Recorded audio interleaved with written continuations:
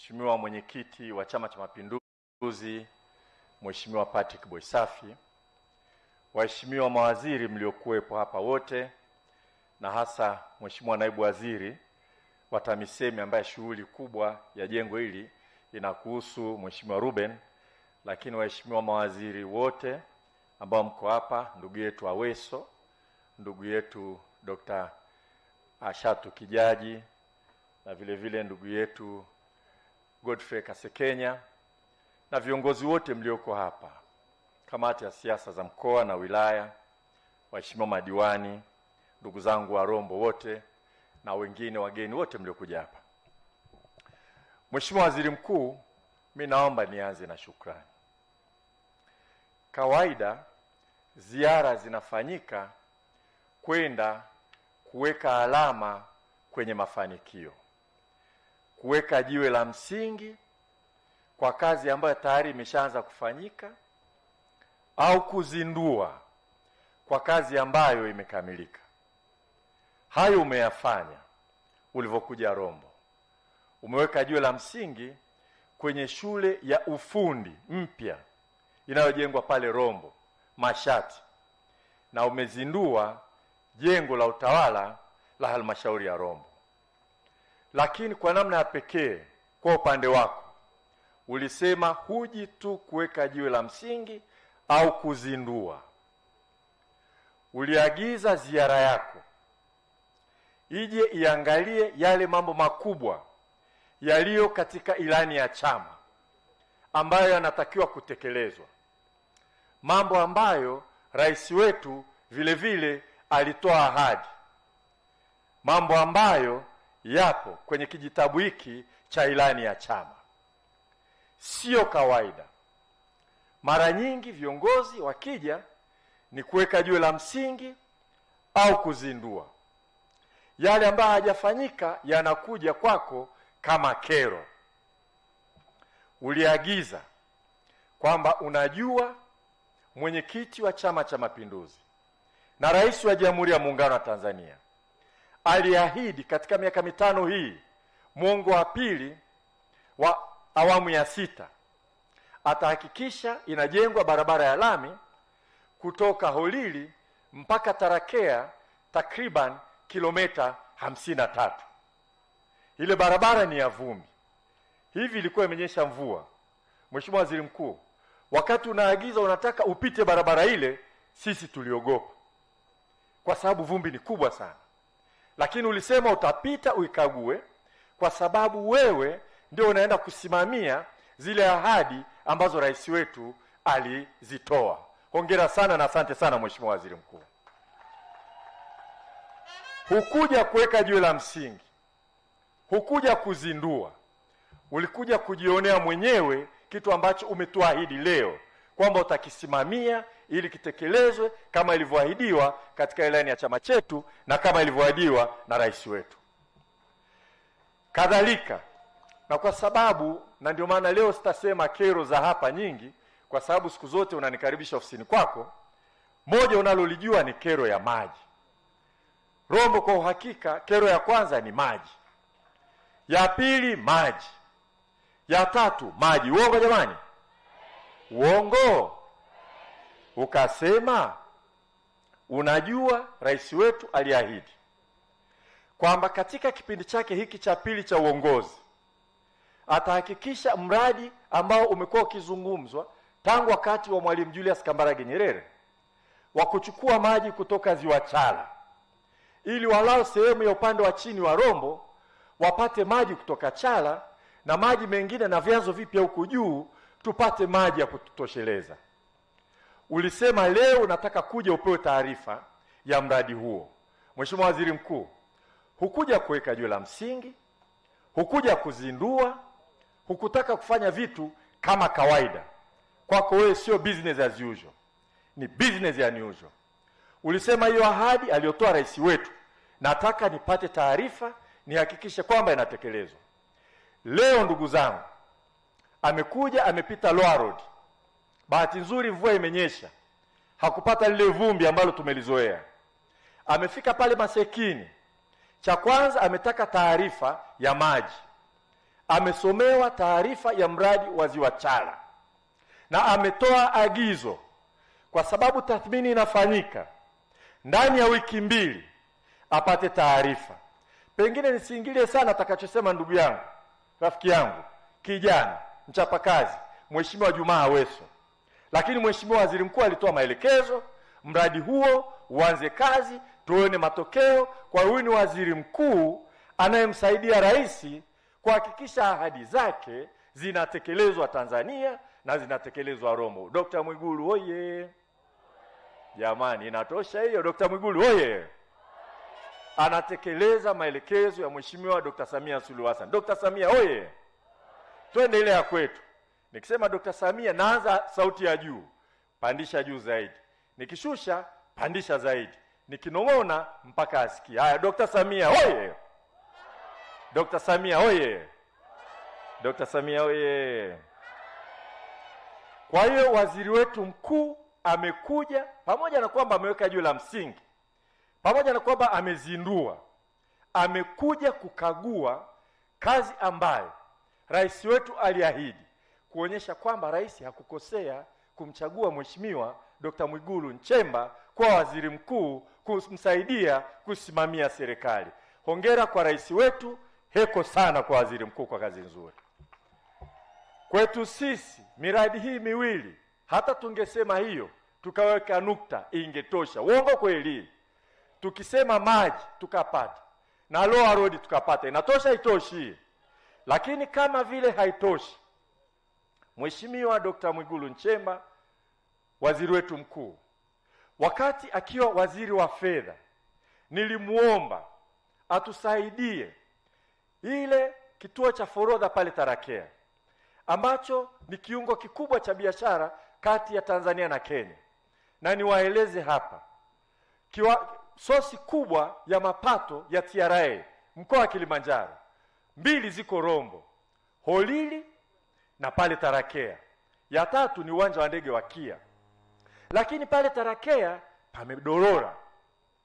Magari yakija, malori haya kwenye hizo kona, Mheshimiwa Waziri Mkuu, umeona yanaweka mstari mpaka yani karibia kilomita 1.5, kwa sababu mpaka unafungwa.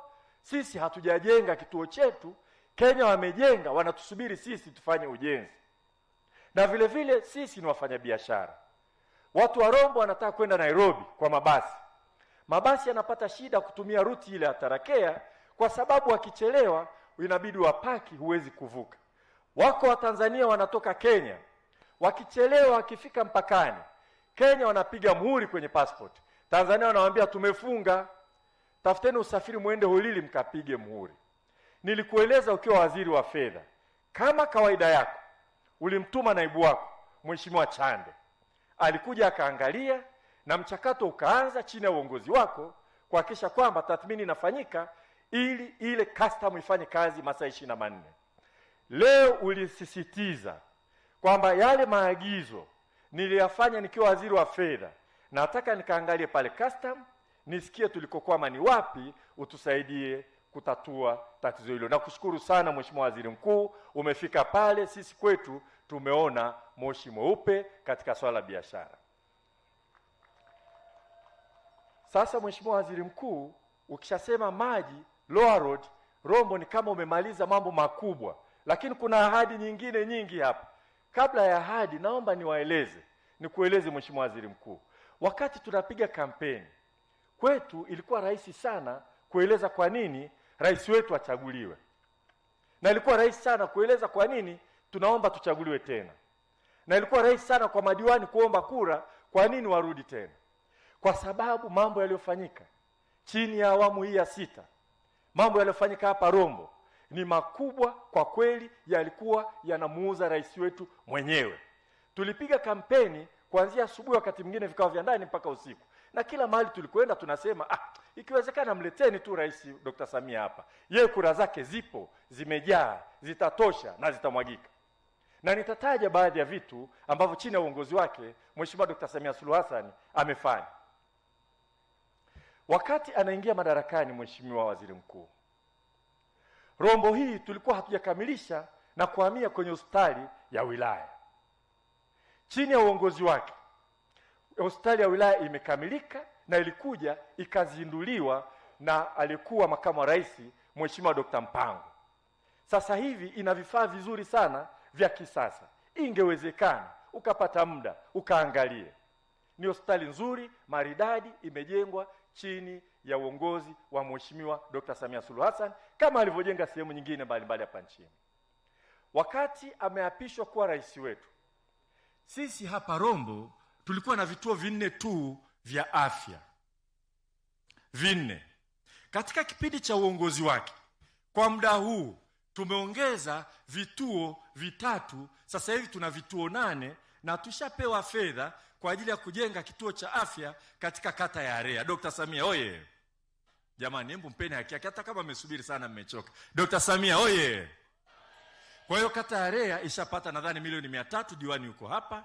Tayari tumeshafanya mpango tupate kiwanja kujenga. Kwa hiyo kutoka katika vituo vya afya 4 hapa Rombo, tutaenda kuwa na vituo vya afya 8 hapa Rombo chini ya uongozi wa Mheshimiwa Dr. Samia Suluhu Hassan. Hii kata hii hapa, Mheshimiwa Waziri Mkuu, ilikuwa haina kituo cha afya, na hapa ni makao makuu ya wilaya. Sasa hivi tumeshajenga, kuna kazi ya kuendeleza kukijenga kile kituo kiendelee kiwe vizuri zaidi. Na katika swala la afya, Mheshimiwa Waziri Mkuu, wakati tuna kile hospitali ya wilaya inazinduliwa, alivyokuja makamu wa rais wakati huo, eneo lile ni kubwa sana. Tuliomba kuna eneo litengwe tujenge chuo. Wizara ya Afya ijenge chuo cha uuguzi. Waziri wakati huo alipeleka na aliniambia alionana na Mheshimiwa Dr. Samia Suluhu Hassan, rais wetu, akamueleza, na makamu wa rais wakati huo aliniambia. Rais akasema kama kuna eneo na watu wamelitoa bure lile eneo, jengeni. Naomba nitangaze tena hapa kama tulivyotangaza wakati wa kampeni. Rombo kinajengwa chuo cha uuguzi cha shilingi bilioni 4, fedha za World Bank ambazo rais wetu aliagiza zije Rombo kwa ajili ya ujenzi. Na bahati nzuri tangazo lilitoka wakati wa kampeni. Tulikuwa hatuna kazi kubwa ya kumsemea Mheshimiwa Dr. Samia Suluhu Hassan. Ukienda katika swala la elimu, sisi wakati tunaingia tulikuta sekondari hapa Rombo zilikuwa takriban sekondari nadhani 41. Ameingia Mheshimiwa Dr. Samia Suluhu Hassan, tayari tumeongeza sekondari 1 Holili, leo umeweka juu la msingi sekondari nyingine. Ukisogea mbele pale Kiwanda kuna sekondari nyingine. Nikiendelea kusema Mheshimiwa Waziri Mkuu utachoka. Na Mheshimiwa Ruben anafahamu. Wakati tunaingia hapa sisi tulikuta high school ziko 2. Kilikuwa ni kilio kikubwa sana. Tulikuwa na high school hapa Mkuu na high school nyingine ile kinachoitwa Tarakea Day. Wananchi wa Rombo walijenga sekondari ya Keni kwa fedha zao. Wamejenga gorofa, wanasubiri likamilike, wamenunua na vitanda, wahakikishe kwamba anakuwa na high school. Hakuna. Mahida mjasiriamali alinunua vitanda, ile shule iliwekwa jiwe la msingi na Mheshimiwa Mkapa, ile high school hakuna. Wananchi pale Maki, ile sekondari iliweka jiwe la msingi inaitwa Mwalimu Steven Moshi. Yule tuliahidi wa Rombo tutamjengea shule kwa heshima yake akiwa hai. Bahati mbaya amefariki. Lakini leo umeweka jiwe la msingi. Yule amesimamia mambo mengi kuhakikisha kwamba watu wa Mashati wanajenga, wanatumia nguvu zao wapate high school. Kisale hata mimi walikuwa nikamua fedha tunajenga tupate high school. Maki Holili walikuwa wananikamua tupate fedha tuweke high school. Leo rais wetu alikuta high school ziko 2. Leo nikitaja mtachoka zilizopo, au twende pamoja. Nikitaja sema 1, nikienda 2, mkichoka sema tumechoka. Twende pamoja. Twende pamoja. Haya, Mahida, Keni, Rombo, Mashati, Kisale, Maki, Mramba, Tarakea. Mmechoka mjachoka? Dr. Samia oye! Haya ni mambo ya Mheshimiwa Dr. Samia. Sasa wakati nagombea Mheshimiwa Waziri Mkuu, na wenzangu walitaka hii nafasi, wana CCM wazuri kabisa. Wakasema hii imejengwa Tanzania nzima. Kwa hiyo sio mbunge ameleta. Kwa hiyo itakuja tu. Sasa roho nilijua huyu kanishika pabaya. Ni kweli Dr. Samia amejenga nchi nzima. Ila nikasema jamani, kama huyu anadhani Haya mambo yanakuja bila mbunge, asigombee. Tuokoe hela zetu, twende bila mbunge, sizitajengwa tu. Nilipata kura zaidi ya 87% Mheshimiwa Waziri Mkuu, lakini kwa sababu ya kazi iliyofanyika nzuri ya Mheshimiwa Dr. Samia Suluhu Hassan. Twende kwenye kilimo, maana nisiposema haraka nitashinda hapa. Tuna tatizo la masoko sana Mheshimiwa Waziri Mkuu. Kwanza Holili, ahadi ambayo bado tunaisubiri, lakini tumehakikishiwa itatekelezwa. Soko la kimataifa kwa ajili ya mazao ya kilimo, na Waziri Mheshimiwa Chongolo ameniahidi atatusaidia, kwa sababu kuna bidhaa hasa mahindi yanapitia Holili kwenda Kenya. Hilo liko kwenye mpango. Lakini tumeanza na soko la Mamsera, limejengwa pale, kazi inaendelea. Hapa kumekuwa na kamkwamo kidogo, najua kataibuka, tutakamaliza. Nishaongea na waziri wa kilimo. Kumetokea uboreshaji wa masoko, lakini leo umetoa maelekezo hata soko la Tarakea lijengwe, lifikie na lenyewe soko la kimataifa. Kwa hiyo tutakuwa na soko la kimataifa Holili na soko la kimataifa kule Tarakea, lakini vile vile tuna ahadi tumepewa chini ya serikali ya Mheshimiwa Dr. Samia Suluhu Hassan kupewa cold room kwa ajili ya kusafirisha ndizi wakati tunaenda kuziuza sehemu mbalimbali. Lakini kubwa zaidi kwenye kilimo, mifugo na uvuvi, tayari tumepewa mradi wa umwagiliaji katika bonde la mto Ungwasi pande zote mbili kwa ajili ya umwagiliaji. Lakini sisi tumeomba uwe ni umwagiliaji wa matone ili wakulima wote waweze kumwagilia. Na katika eneo lile lile tumechimba na bwawa la samaki.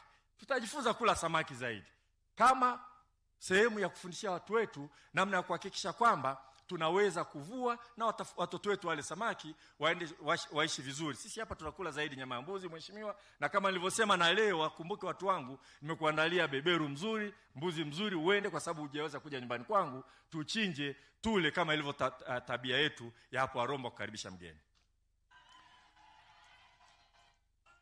Kwa hiyo yaliyofanyika hapa ni mengi, ambayo yanakuja kufanyika ni mengi zaidi. Hayo uliotembelea mradi wa maji uko kwenye ilani ya chama, unatupa sisi ujasiri wa kulizungumza. Umetembelea na umetoa maelekezo.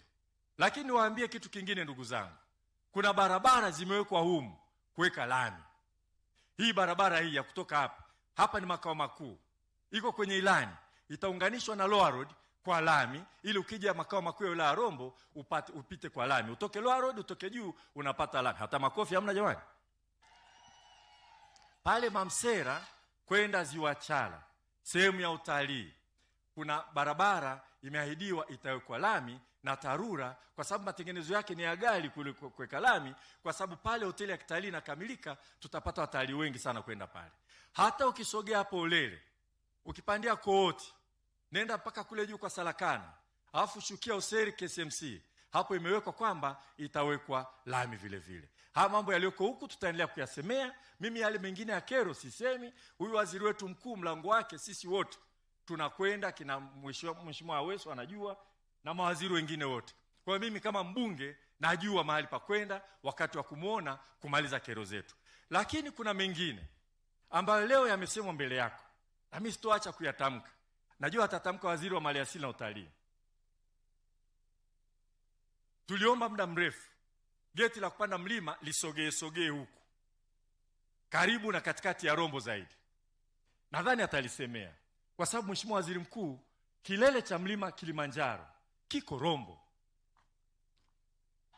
na Rombo ndio wilaya ambayo ni kama haipati chochote kutokana na mlima huu.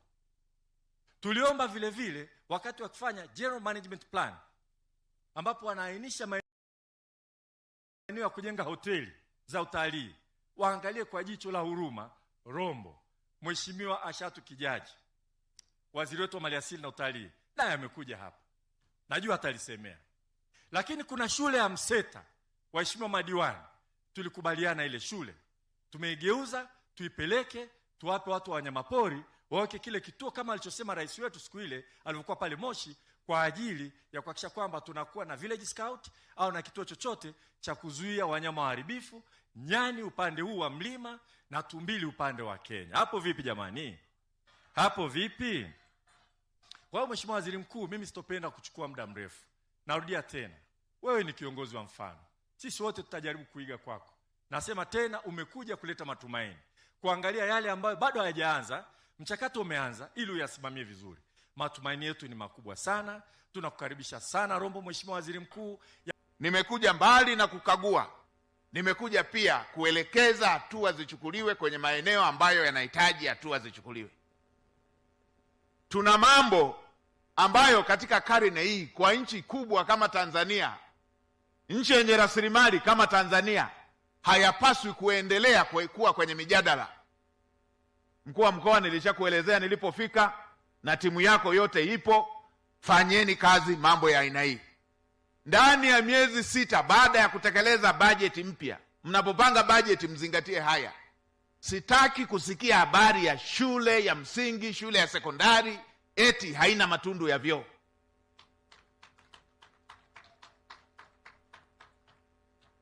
Haya ni mambo ya ujima. Wenzetu walioendelea, wanaoheshimu Tanzania, wakisikia kuna sehemu kuna shule ila hakuna matundu ya vyoo, hawatuelewi. Na maeneo mengine shida ni uzembe tu, uvivu, kutokujali, inaleta tatizo. Wanahangaika na wale wasio na jukumu la kuhangaika. Kama ninapotoa mfano pale, kuna eneo moja fedha zilishapelekwa mwaka mzima za kujenga madarasa na matundu ya vyoo, zimekaa hazitumiki kwenye majukumu yaliyokuwa yamekusudiwa kutekelezwa, na wanaotakiwa kutekeleza wapo.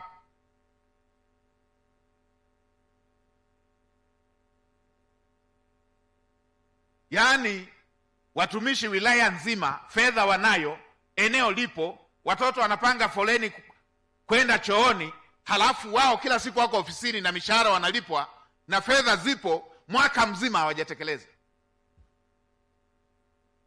Nilisema hatua za kinidhamu zichukuliwe, lakini nikasema hawa, kama hiyo shule iko karibu, wale watoto waende wakajisaidia ofisi ya mkurugenzi na ya afisa elimu.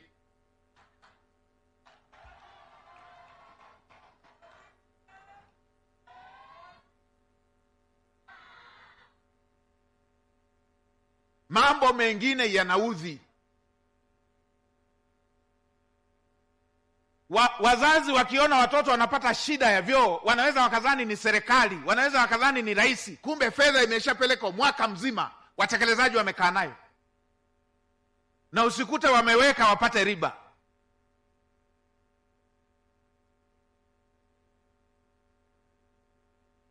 Wengine nikapita pale, ona hapa nini jengo mmemaliza. Wengine walipewa pamoja fedha za kujenga jengo kama hili hapa. Fedha ya mradi milioni 343 wamegawana kwenye posho. Mishahara ipo, wamegawana na hela ya jengo. Milioni 119, milioni 110.9 wamemlipa mkandarasi, hana hata mkataba. Sijui wamempa fedha ya nini.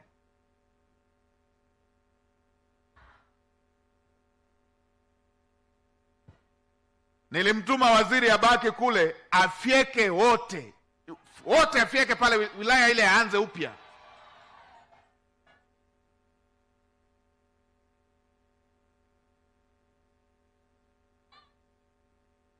Sasa napenda uungwana, napenda busara, napenda ustaarabu, lakini nachukia uzembe, nachukia wazembe. Ndio maana na pale Same nilipofika nikakuta mkandarasi, fundi yule mtu wa kawaida, mpaka ndoa yake imepata shida, kashauza mpaka ng'ombe, ameshajenga tangu miaka 4-5 imepita, 2020 sio 22, kajenga vyoo, anadai milioni 2 miaka yote hii. Wote wapo pale. Ndio maana jana nilisema sasa, ili muone uchungu wa fedha ukoje, kaeni pembeni hapo hapo, mtoe mifukoni mwenu mlipe, kwa sababu mmepuza shida yake kwa muda mrefu. Haya mambo si ya mzaha. Tunataka watu waamke, wachangamke. Watu wachangamke. Watu watimize wajibu. Watu waache kuzoea shida za watu. Kero inafikishwa, mtu anafikisha kero kwenye ofisi ya umma. wanapokea kero na kuangalia kwingine kama wanaaga maiti.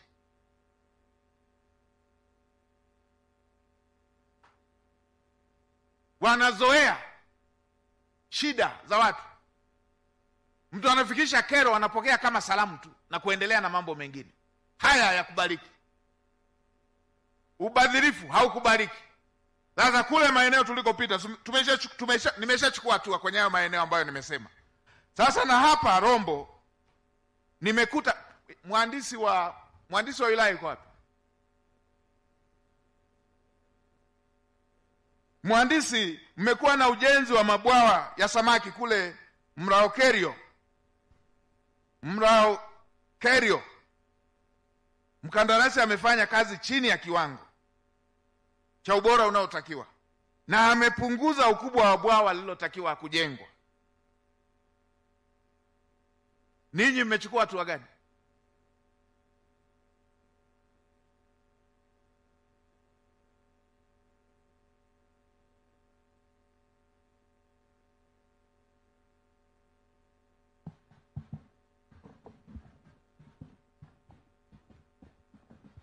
Asante Mheshimiwa Waziri Mkuu.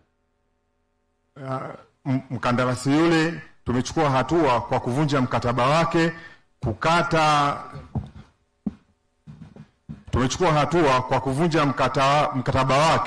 kukata hasara zote alizotusababishia na kuendelea na mradi ule kwa njia ya force account. Nani aliruhusu abadilishe maelekezo ambayo mlimpa? Hakuna aliyeruhusu maelekezo, Mheshimiwa.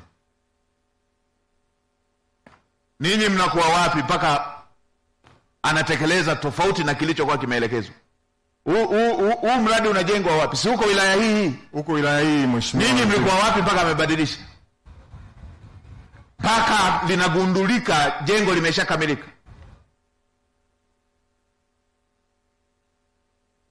Tabia ya kukaa maofisini, watu wanakaa maofisini. Kutoka mpaka muone ziara, mpaka muone mwenge wa uhuru umekuja. Kwa nini hamsimamii miradi? Kazi yako ni nini? Kazi yangu ni kusimamia miradi ya ujenzi. Imekuwaje ili mpaka limeharibika hamjaweza kugundua? Hii imetokana na aina ya mkandarasi tumepata mkandarasi mbovu sana, Mheshimiwa Waziri Mkuu, ambaye hazingatii maelekezo ya Nani aliwaletea? Naam. Nani aliwaletea? Alipatikana kwa kuomba kwenye mfumo wa NeST. Nani kampa? Ninyi kwa nini mlimpa? Mnatumia NeST kama kichaka? Hapana, Mheshimiwa Waziri Mkuu. Kamanda wa TAKUKURU, fuatilia hili tujue hasa kilichotokea ni nini ili tuweze kuchukua hatua.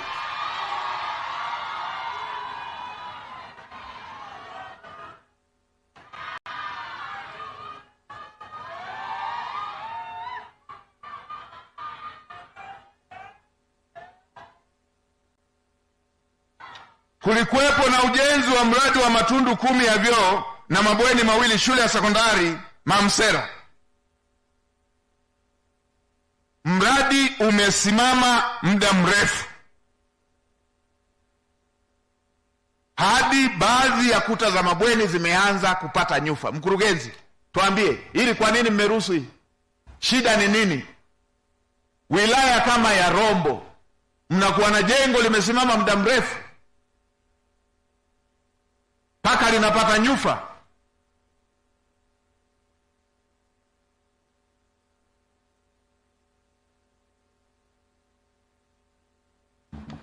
Mradi wa ujenzi wa matundu ya vyoo 16, vyumba 4 vya madarasa na bweni moja katika shule ya sekondari Maki. Mmemlipa mkandarasi pesa yote licha ya kwamba jengo halijakamilika. Hebu tuambie haya mawili, mkurugenzi. Mheshimiwa Waziri Mkuu, kwenye mradi wa kwanza Mheshimiwa Waziri Mkuu, kwenye mradi wa kwanza pesa iliyokuja haikutosheleza. Kwa hiyo tumefanya utaratibu wa vikao ili kuweza kuomba nyongeza ya fedha husika. Lakini hata hivyo kwenye mradi pia wa Maki, gharama, Mheshimiwa Waziri Mkuu, zinazokuja za ujenzi wa mabweni hazina uhalisia kabisa. Kwa mfano, kwa sasa hivi unapoletewa bweni kwa milioni 130 hauwezi kumaliza. Ndio maana mara nyingi ambapo inatokea kunakuwa na upungufu kama hiyo. Mlikuwa mnajenga gorofa, mbona wengine wamemaliza? Jiografia ya Rombo ni tofauti sana. Kuna wakati mwingine, Mheshimiwa Waziri Mkuu, hata wewe tunaweza tukafika pale eneo la Maki, kuna mwinuko ambao msingi wake unaweza ukawa sawa na kimo chetu, Mheshimiwa Waziri Mkuu. Kwa hiyo kuna Mmempaje fedha yote kabla ya mradi haujaisha? Yeye ashapewa fedha yote? Hapana Mheshimiwa, hatujamlipa yote, labda tafsiri anayosema, lakini tuliweza kununua vifaa, lakini tumelipa sehemu ya ufundi. Haikuwa sehemu ya hakuwa contractor. Kwa hiyo tunanunua vifaa, hapo tunamlipa fundi. Mkurugenzi, sijaja kutembea hapa, nina taarifa. Kwa hiyo vyombo wamedanganya? Mheshimiwa, niko sahihi. Vyombo wamedanganya? Naomba kama kuna ufuatiliaji tuweze kuiundwe tume ya kufuatilia hilo. Naomba niwasilishe. Kamanda wa TAKUKURU, fuatilia na hili. Wanataka mkurugenzi anataka kusema vyombo mmedanganya kwenye taarifa.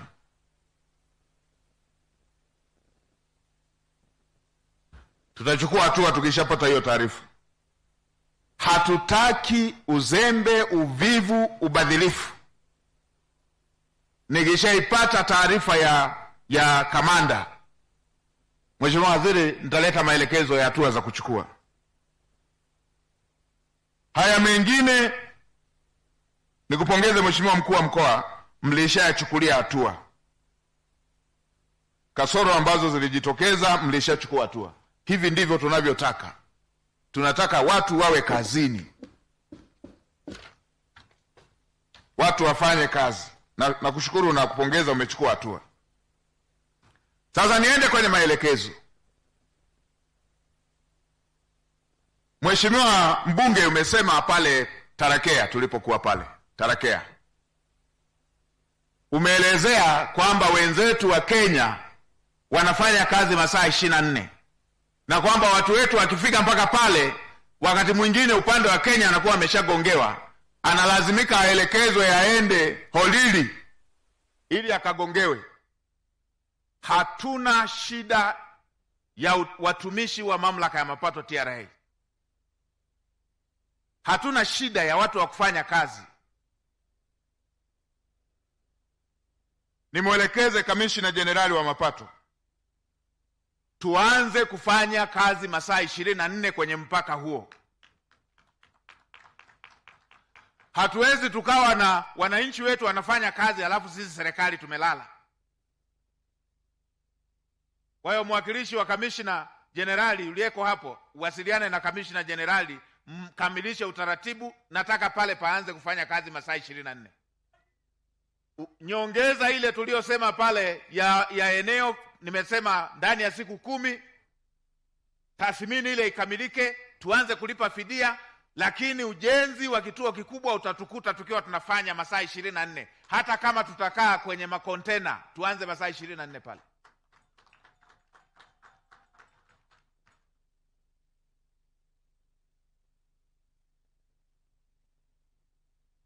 Sasa nilitoka kuongelea haya maelekezo ya maeneo yenye mapungufu. Nimekuja kuanza kuelekeza na haya ya kazi kwa ukali. Ndio wanasema sasa anaanza kuwa mkali, si atachukiwa. Sasa hata nikichukiwa, si nilishapendwa na mtoto wa Kichaga, kwani kuna shida gani?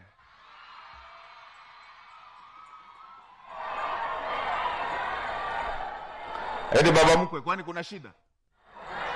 Baba mkwe, kuna shida kwani? Tunataka kazi ifanyike. Mimi nimeshakuwa msaidizi wa Mheshimiwa Rais kupitia Wizara ya Fedha kwa miaka hii iliyopita, na maelekezo yake nilikuwa napokea nikiwa waziri wa fedha. Naijua dhamira ya Mheshimiwa Rais ya kuona maendeleo yanaonekana kwa wananchi. Naijua dhamira yake. Unasoma usoni na unasoma moyo wake, unawaza nini kuhusu Watanzania. Akitokea mtu mwingine huko akacheza ni jambo linaloudhi na ni jambo ambalo halikubaliki.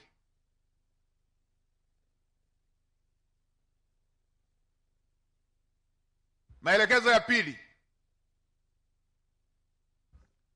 nimepokea hoja ya ujenzi wa soko.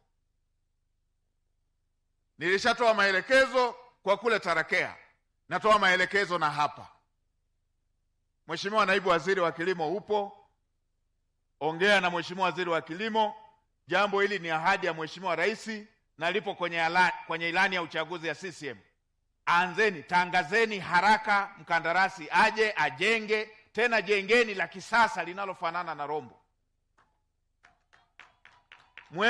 Mweke na viyoyozi, wekeni na cold rooms, waweke ndizi, waweke maparachichi, waweke magimbi, vyote vinavyozalishwa katika vya kisasa kabisa vinavyozalishwa hapa.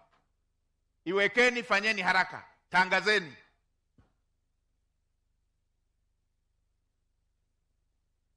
Hatuna shida ya fedha, fedha ipo.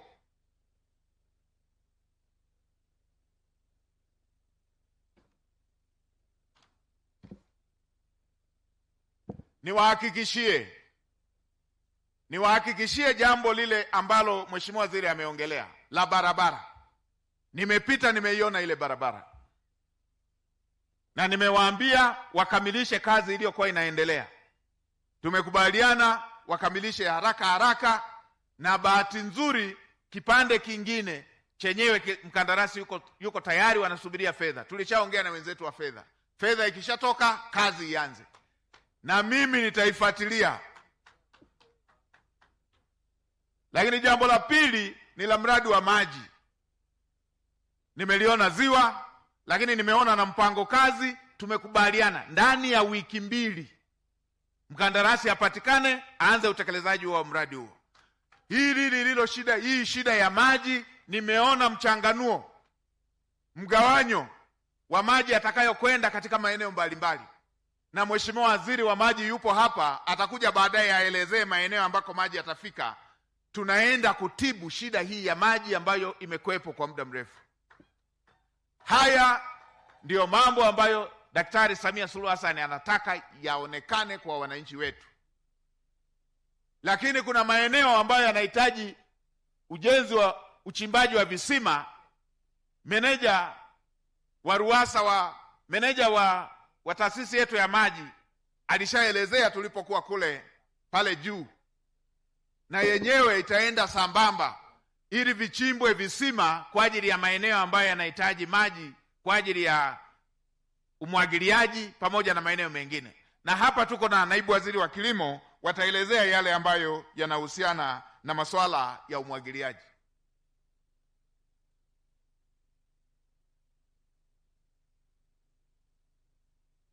La mwisho kabla hatujaenda kwenye kuwasikiliza ndugu zetu, nimeona yule mtu ana bango. Sogea hapa mbele hapa, utatuelezea vizuri.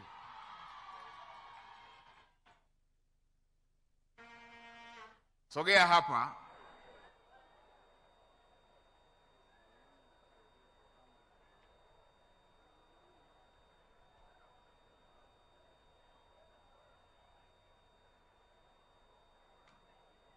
Haya, sogea hapa pembeni. Wewe jambo lako ni mahususi. Njoo tu hapa kwa Naibu Waziri wa TAMISEMI hapa. Njoo hapa. Jambo lako ni mahususi. Huyu ni mwalimu ana jambo mahususi tu. Njoo hapa kwa Naibu Waziri wa TAMISEMI. Limeisha hilo. Jambo la mwisho kabla sijaenda kwenye kusikiliza, niwapongeze sana. Mna mbunge makini sana. Mna mbunge makini sana. Na mimi niwaambie wana Rombo, niwaambie ndugu zangu wa Rombo, mkishakuwa na mbunge wa aina hii, anaheshimika nchi nzima, profesa, anasimamia uandaaji wa mitaala mipya, amefundisha mpaka mtoto kawa waziri mkuu, alafu kwenye jimbo mwe mnataka kutafuta mtu mwingine. Mwacheni huyu afanye kazi.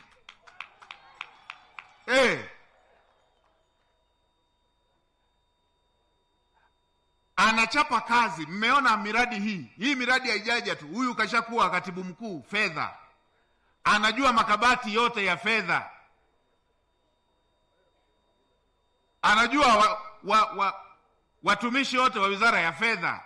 Haya mambo mengine haya msione anakuja tu hivi, anainua tu simu anamwambia wewe, kule Rombo kuna shida hii na hii, peleka hivi, inakwenda.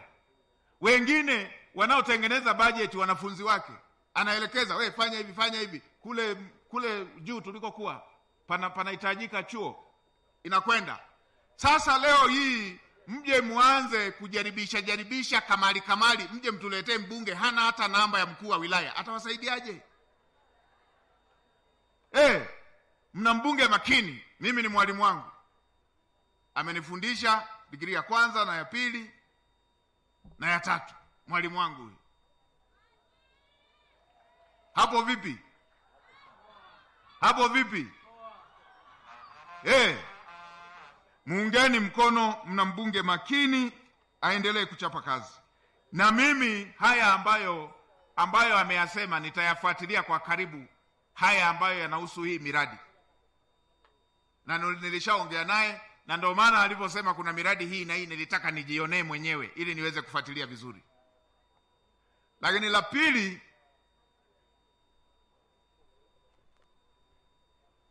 huko nimewaona mashemeji, nimewaona na wakwe zangu.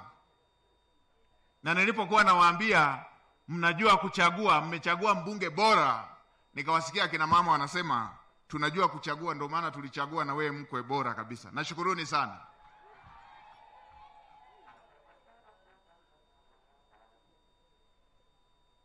Niko ukweni.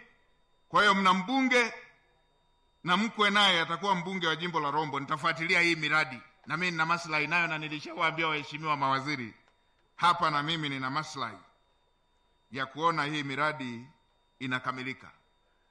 Sasa wale ndugu zangu nitamaliza kuongea nao, nitawafuata tu, njioni hapa kwenye kivuli. Ndugu zangu, waleteni hapa kwenye kivuli. Mimi ni balozi wa watu wenye ulemavu, waleteni hapa, nitawaona hapo hapo, nitawaona hapo hapo.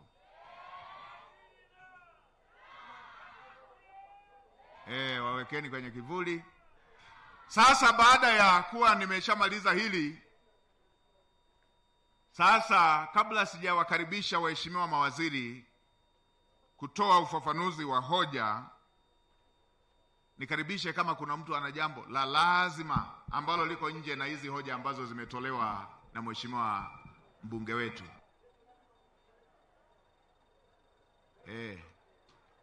Nimemwona mama. Waruhusuni tu wasogee, waruhusuni wasogee. Anzeni na huyu mama hapa.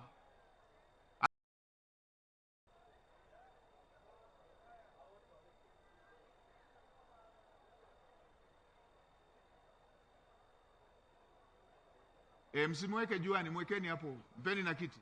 Viti viko hapa vya akiba, mpeni hapo.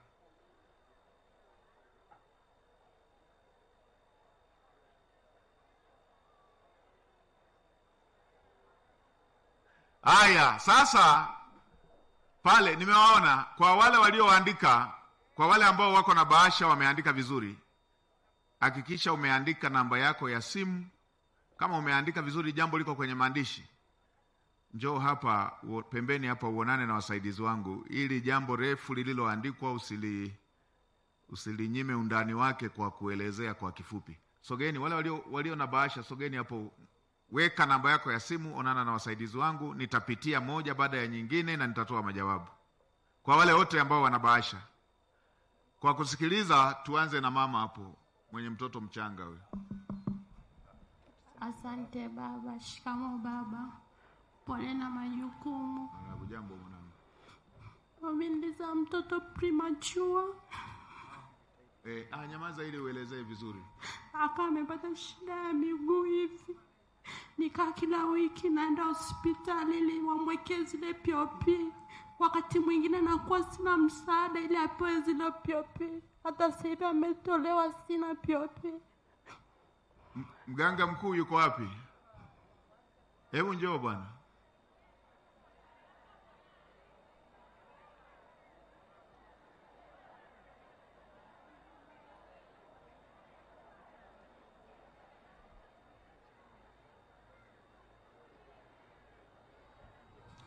Unalijua hili jambo? Linatibika hili jambo? Linatibika Mheshimiwa Waziri. Linatibika? Ndio. Sasa chukueni namba yake, mtibuni bure. Kama kuna bili inatakiwa, basi mtaleta ofisi ya Waziri Mkuu.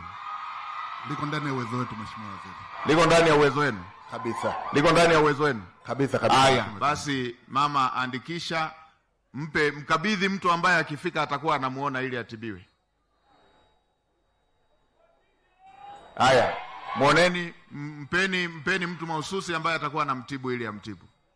Ambaye anatakiwa kumtibu ili limsaidie. Na katibu wangu kimsaidia nauli ya kwenda na kurudi. Katibu msaidie nauli huyu. Haya, tumsikilize mwingine. Anza na bibi, babu, wazee.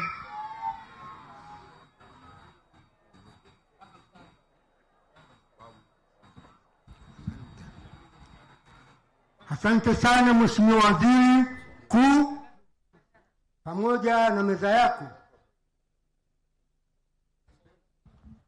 Mimi nimetokea kijiji cha Ikwini, kata ya Usiri Ikwini, tarafa ya Mkuu, wilaya ya Rombo. Kuna mradi wa ujenzi wa mfereji unaoendelea Ikwini. Mheshimiwa Naibu Waziri wa Kilimo hashawahi kufika na akaelekeza ule mfereji ujengwe, lakini kinachoendelea ni kitendawili. Mheshimiwa Waziri, umesema hapo kwamba miradi inayotengelezwa ovyo ovyo huipendi. Sisi wanakijiji wa Ikwini tunaona ule mradi, ule mfereji unajengwa sawasawa na maji yanayokwenda kwa mtu binafsi na sio matumizi ya watu 5,000 kama ilivyosemwa.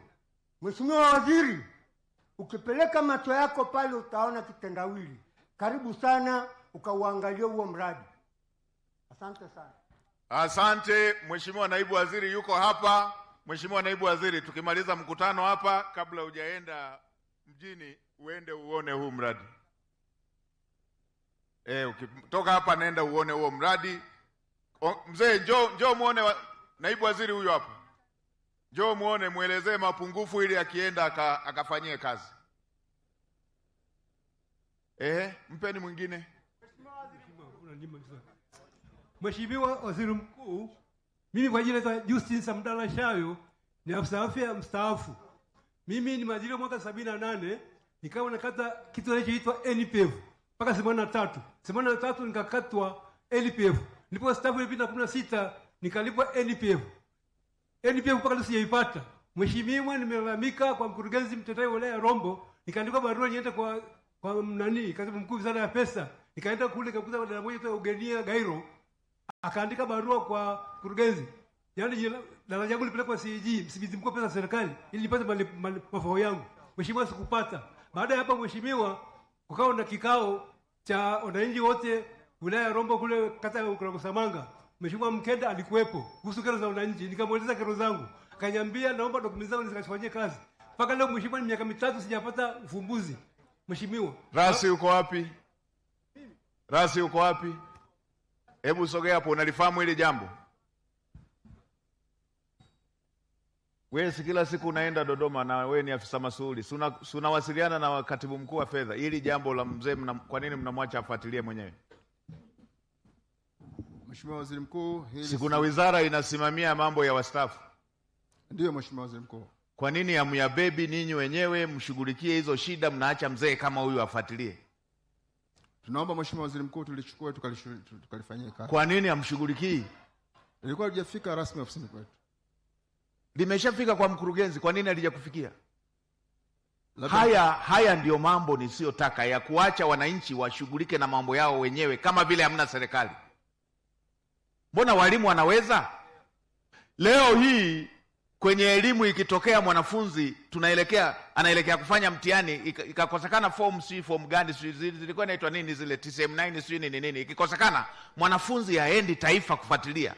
Mwalimu tu pale watapokezana, mkuu wa shule anapeleka kata anapeleka wilaya inaenda mkoani taifa, baadaye namba inarudi. Ninyi mambo haya ya wananchi yanawakuta, mnawaachia tu anaendelea nayo. Kwa nini? Mkurugenzi, hili jambo lilipokufikia ulimpelekea nani?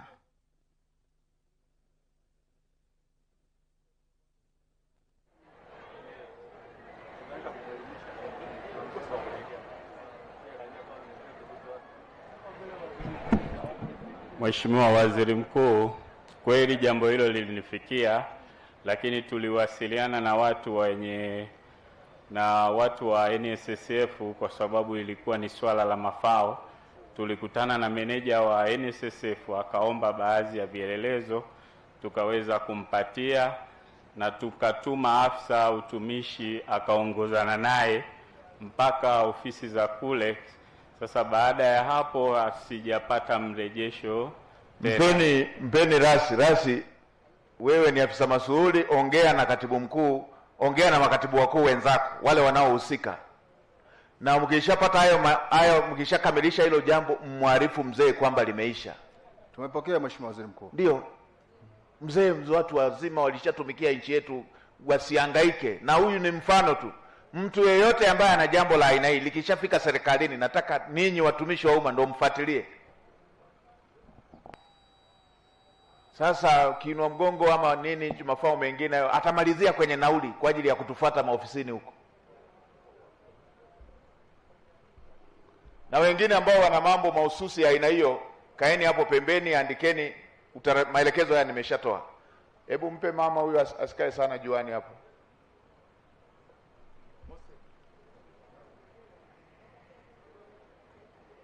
Sema kwamba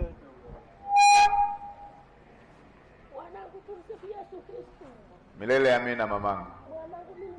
Mlemavu muda mrefu mwanangu, alafu na mjukuu wangu anaenda darasa la kwanza. Sina msaada mwanangu wa kumsaidia kumpeleke shuleni. Mwanangu amesiba masikio. Tumekaa tu hivi na huyo mjukuu wangu ananipikia chakula.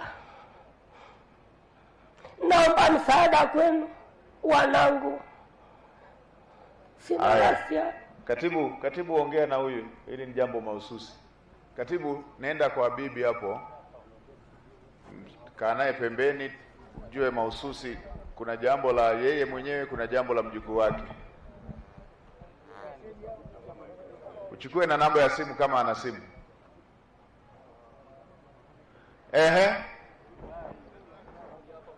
Mpeni babu pale, babu yule mzee. Anza na wazee wasipate shida ya kusimama muda mrefu.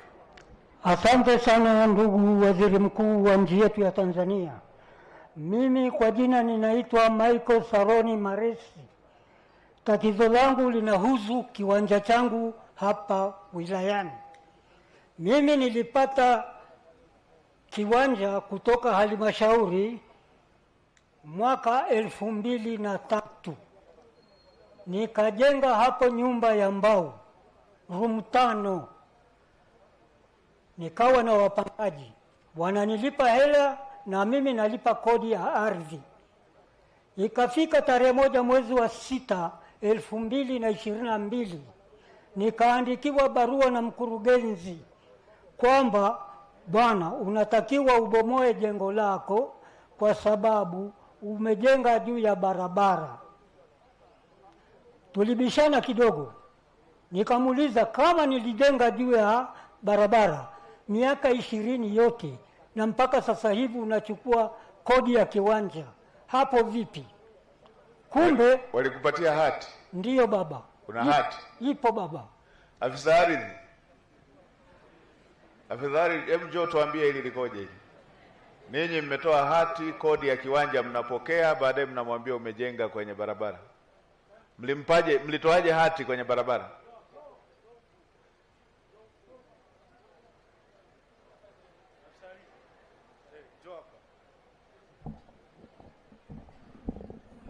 Mlitoaje hati kwenye barabara? Mheshimiwa Waziri Mkuu. Na mnapokeaje kodi ya mtu aliyejenga kwenye barabara? Mheshimiwa Waziri Mkuu, naomba kujibu swali la mwananchi kama ifuatavyo. Kiwanja cha huyu mzee kilitolewa kwenye eneo ambalo njia ilikuwa inaingia kwenye hizi njia za mtaa. Ndio maana walimwambia ajenge kwa muda jengo la mbao. Lakini urasimishaji ulivyokuja mwaka 2021 kwenye kutambua zile barabara na wananchi, basi eneo lake likawa limebaki kidogo. Kwa hivyo alipewa bure? Hapana. Alipewa bure? Hapana. Hakupewa bure. Ni kipindi kile hati za muda mfupi zinatolewa, short term ya mwaka mmoja. Alipewa bure? Hapana. Alilipia gharama za umilikishaji. Kwa nini mlimmilikisha na kalipa gharama kwenye eneo ambalo ni barabara? Ni miaka ile ya mji wa Japanuka. Sasa mkitaka kumtoa hapo, mpatie eneo lingine la kujenga hiyo nyumba yake. Tumemwahidi mkuu. Tumemwahidi tutampa kiwanja na tumempa barua kabisa. Mpatie eneo. Baba, ili jambo hilo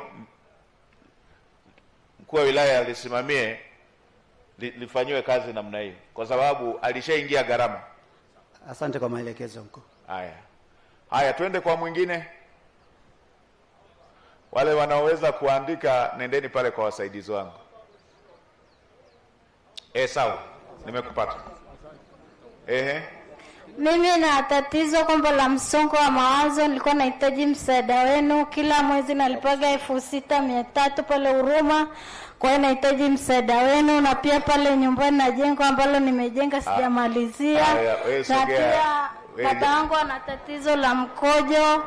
Naomba kwamba mnisaidie aweze kupata matibabu, na mwanangu ana tatizo la kengeza. Na pia nahitaji mtaji wa biashara. Asante. Shemeji ameshakuja. Nenda pale kwa katibu. Hilo la kindugu hilo. Shemeji ameshakuja. Asante sana mheshimiwa. Mimi na tatizo moja. Nilitunza wazee ndani ya miaka 17. Mzee mmoja alikuwa na tatizo la upofu. Mke wake alikuwa kiziwi. Nimewatunza ndani ya miaka 17, na huyu mzee alibahatika kuwa na mtoto mmoja akafariki. Mimi nikawahudumia. Baada ya kuwahudumia wale wazee, akaniambia, mwanangu, sina cha kukulipa, nimekuachia hii ardhi. Ndani ya miaka 17. Baada ya hapo ikaibuka wanaukoo, mpaka ninapoongea hapa, wakaenda wakanifungia ile nyumba, na hawajai kunipa hata sukari. Gharama za mazishi niliomba ndugu zangu, nikawahudumia wale wazee. Sasa mheshimiwa, mpaka sasa hivi nimeomba mahali pa kulala. Nilikuja kulala kule, nikakuta ile nyumba wamefunga, wameweka na kofuli. Wapo hapa. Sidhani mheshimiwa. Mheshimiwa mkuu wa wilaya muitishe, chukua njoo kwa mkuu wa wilaya. Mheshimiwa mkuu wa wilaya utaitisha hao ndugu na huyu mama usuluhishe.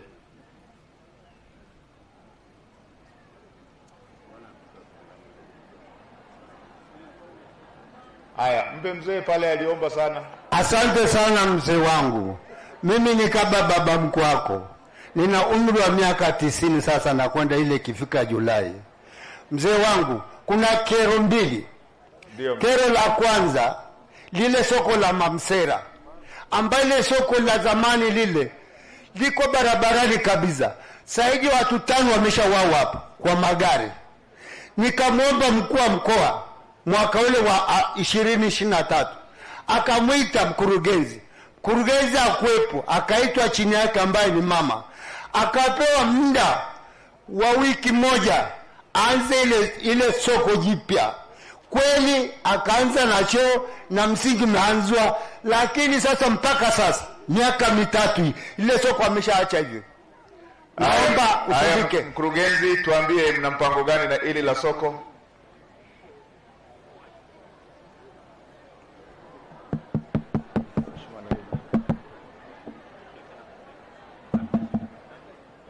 Mheshimiwa Waziri Mkuu, soko hilo liko ndani ya wilaya ya Rombo, lakini linasimamiwa na Wizara ya Kilimo. Kwa hiyo ndio lile soko ambalo limetangazwa. Mkandarasi amefikia hatua ya msingi, lakini amesimama kwa sababu ya ukosefu wa malipo. Tunashirikiana na wizara. Naibu waziri atalipa. Nimeambiwa mlishaanzisha na ulimtuma msaidizi wako. Tulishirikiana na wizara kwa hatua za awali, tuliweza kuingiza pale. Mheshimiwa naibu waziri atakapoinuka atatuambia. Mzee, naibu waziri atatuambia atakaposimama. Mpe aliyenyosha mikono miwili. Yamaliza. Yamaliza la pili. Mpeni amalizie. Mpeni la pili nimalizie bwana. Mheshimiwa, tuna nyumba yetu pale Mamsera, tukaitoa kwa kijiji, ikaitwa ofisi ya kijiji ya Mamsera. Pana rumu mbili tumejenga pembeni, na choo viwili. choo ya kike na kiume. Tukitaka kufanya mkutano mtu anajisaidia hapo. Mheshimiwa, huyu mkurugenzi huyu akaja akatuma watu funja hii. Ile rumu 2 ikafunjwa na matofali haonekani wala mabati haonekani, choo imefunjwa, tumebaki na kale ka ofisi kubwa. Sasa hata mtu akitaka kujisaidia atakwenda wapi? Mpaka tangu akatule mpaka leo mzee ukimuuliza anapanda juu. Mkuu wa Ulaya tulimlalamikia, akamwita mwaka jana mwezi wa 6, akampa wiki moja akutana sisi wana kijiji wa Mamsera juu tusungumze au tutoe kero yetu, lakini anapuuza. Huyu mkurugenzi kwa kweli mkali. Tangu ameambiwa na mkuu wa mkoa mkuu wa Ulaya hajatekeleza, na kama mkuu wa Ulaya yuko hapa amuulize tangu wakati ule kupa ahadi kutana wana kijiji wa Mamsera umefika au hapana? Mkurugenzi, umefika ama hapana? Tuambie. Na kwa nini unakuwa mkali kwa waajiri wako? Mheshimiwa Waziri Mkuu, eneo analolizungumzia ndo eneo linalojengwa soko la kisasa, ambapo maeneo hile tusingeweza kujenga soko la kisasa bila ya kuondoa baadhi ya maeneo. Kulikuwa kuna vibanda hapo, tuliviondoa ndo tukapata nafasi ya kujenga soko la kisasa la Mamsera. Sasa unajua kosa lako ni wapi? Unanielezea mimi maelezo mazuri ambayo ulitakiwa utekeleze maelekezo ya mkuu wa wilaya ya kwenda kufanya kikao wananchi wajue jambo hilo. Mheshimiwa, haujaenda. Mheshimiwa Waziri Mkuu, twendeni tuwe tunatembelea wananchi, tuwaelezee program za maendeleo tulizonazo katika maeneo yao. Simple. Twendeni tuwe tusifanye miradi ya maendeleo ni siri. Hii sio agenda ya siri. Wanaweza hata wakatushauri, kama pale tumeenda pale Tarakea, wamesema wanataka soko la gorofa, wanataka barabara ipanuliwe. Wametusaidia, nimetoa maelekezo kutokana na ushauri waliotoa. Kwa hiyo atakuja, mzee atakuja. Panga siku wewe na timu yako, nendeni mkawaelezee wananchi eneo lile. Haya, mpe mzee yule pale, alafu ndo kijana. Baba nakushukuru. Kijana tutakufikia. Baba nakushukuru kwa kunipa nafasi Waziri Mkuu. Kero yangu ni mkurugenzi amenipa kiwanja, alafu baadaye akaniandikia barua kusimamisha ya kuwa nisiendelee kujenga. Na mimi nilikuwa nimeshaleta material ya kujenga na kila kitu. Hiyo ndio kero yangu. Mkurugenzi, umetoa barua mwenyewe na baadaye umesimamisha mwenyewe.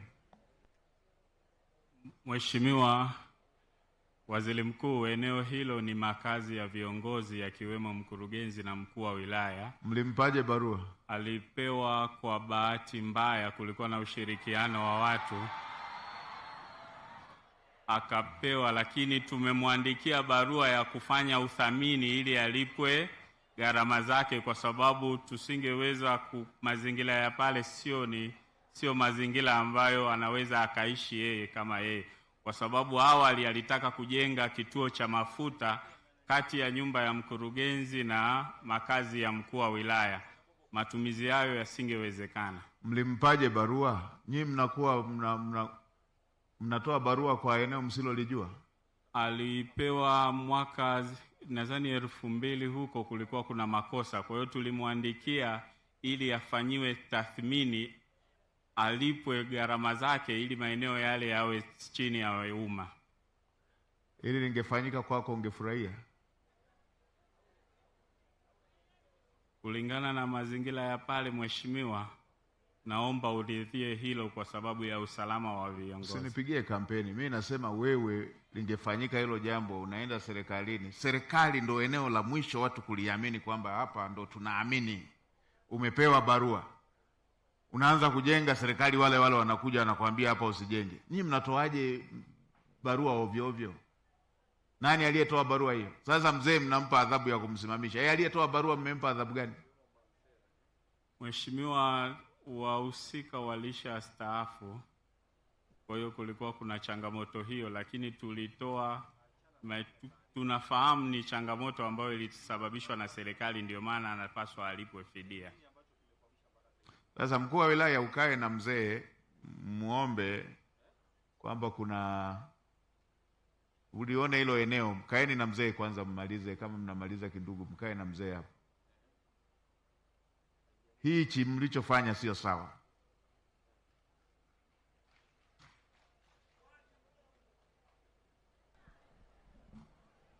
Mkuu wa wilaya unalijua hilo eneo? Unalijua hilo eneo? Unalifahamu? Liko sehemu gani? Mheshimiwa Waziri Mkuu, eneo hilo unalifahamu, ni eneo ambalo liko katikati ya nyumba ya mkurugenzi na mkuu wa wilaya. Ni eneo la nani? Eneo hilo kwa mujibu wa dokumenti ni la huyu muhusika, lakini ni maeneo ambayo yalikuwa ya jumla ya serikali. Ndio. Ni la huyu muhusika, ni maeneo ya jumla ya serikali. Hiyo lugha gani mkuu wa wilaya? Mheshimiwa, kwa dokumenti ni eneo la muhusika. Ni eneo lake? Ndio. Sasa ikiwa eneo lake mnatakiwa mfanye engagement. Tumepokea mkuu. Mnatakiwa muongee naye, sio kutuma barua tu. Tumepokea mheshimiwa. Baba wataongea nawe. Wataongea nawe. Ndugu zangu, msitumie ubabe kwenye mali isiyo yenu. Mheshimiwa mkuu wa mkoa, ongea na wasaidizi wako hao. Wasitumie ubabe kwenye mali za watu. Wasitumie ubabe kwenye haki za watu. Na mimi niwaambieni, maelekezo ya Daktari Samia Suluhu Hassan, na hajayasema kwa kificho, anasema yeye ndo kinara wa kuhamasisha shughuli za maendeleo. Ndio. Anasema yeye ndo kinara wa kuhamasisha uwekezaji. Ndio. Lakini anasema watendaji serikalini, mikoani, mawilayani, msipore ardhi za watu kwa kigezo cha uwekezaji ama maendeleo. Kila mtu apewe haki yake. Na mimi kama msimamizi wa shughuli za serikali, nadhani waziri TAMISEMI muongee na waziri, andikeni barua inayoelekeza hivyo. Msitumie ubabe kupora maeneo ya watu. Ndio. Haya, tumalizie nao watatu. Asante sana Mheshimiwa Waziri Mkuu, karibu sana Rombo. Mimi hoja yangu ni kuhusu Mto Pangani. Mto Pangani mimi nilikuwa ni mjumbe, nilienda vikao 15 na huyu sheha alikuwa akabariki ule mradi. Lakini baada tulivyowachagua wale viongozi wa hapa Rombo, viongozi wetu toka mwezi wa saba mwaka jana, sijawahi kuitwa kwenye kikao chochote. Na walivyoniita kuna mradi uletwa wa nyuki, wafadhili walete, nikaambiwa lete 10,000. Nilipotoa 10,000 wakaniambia utatoa 5,000 kila mwezi, na mimi nimechaguliwa na wananchi. Mimi 5,000 nikawa sina. Mpaka leo sijui nini kinachoendelea Mheshimiwa Waziri Mkuu. Asante sana. Ule ni mradi gani? Wa Mto Pangani, sisi tunasimamia mita 60. Kila kijiji kina wajumbe 3. Lakini Kerio anaendaga mjumbe mmoja Mheshimiwa Waziri Mkuu. Haya, Mheshimiwa Waziri, linaangukia kwako. Liko kwako maji. Haya, basi utakaposimama utajumuisha na hiyo. Tumalizie hao wawili. Waziri Mkuu, na heshima zako, au nikupigie magoti? Inatosha. Mtosha mama mkwe, nakushukuru sana. Nimenyang'anywa shamba la watoto na kesi likaenda mpaka mahakamani. Juzi wakanilaza ndani kwa ardhi yangu na nimekopa mtu 800,000. Nani amekunyang'anya? Ni nani? Justin Shine. 800,000 tu. Nikaenda pale mahakamani. Nipanda mahakamani nikasema jamani, hii ni 800,000 nimekopa. Wakasema mama, mpaka tukupe hilo shamba unatoa 6,000,000. Nikamwambia 6,000,000 ya nini? Mgogoro ulikuwa unahusu nini? Nani unatoa 6,000,000 ya nini? Ni ya hiyo shamba ndio anirudishie shamba. Hata hii barua hii ya mahakamani tena.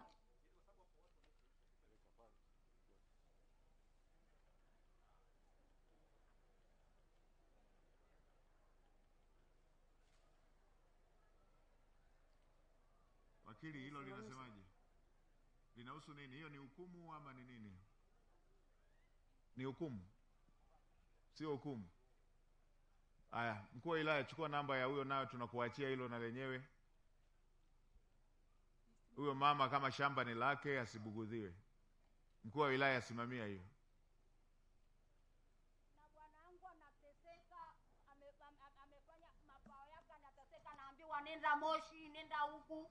Tukaambia jamani, tukaambia Satarafa, naomba hii 800,000 unani unisaidie apate mafao yake, alafu tulete hiyo 800,000 tumpe. Asante. Asante, tumeshakubaliana.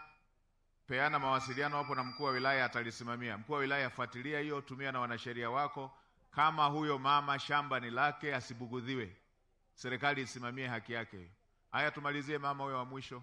Mimi wasiri, mimi naomba, ni mgonjwa, miguu inauma, mkono, shingo, kila mahali. Kuna mzee pale nyumbani, bwanangu hawezi kutembea, leo ni miaka 40, wanaleta pesa ya tasafu hapewi. Naomba watu wawili mkamwangalia ule mzee, anatembea kwa matako hivi, hawezi kusimama, hawezi kufanya chochote. Haya, nimeleta kwako baba, naomba. Haya, ngoja onana na katibu yule pale.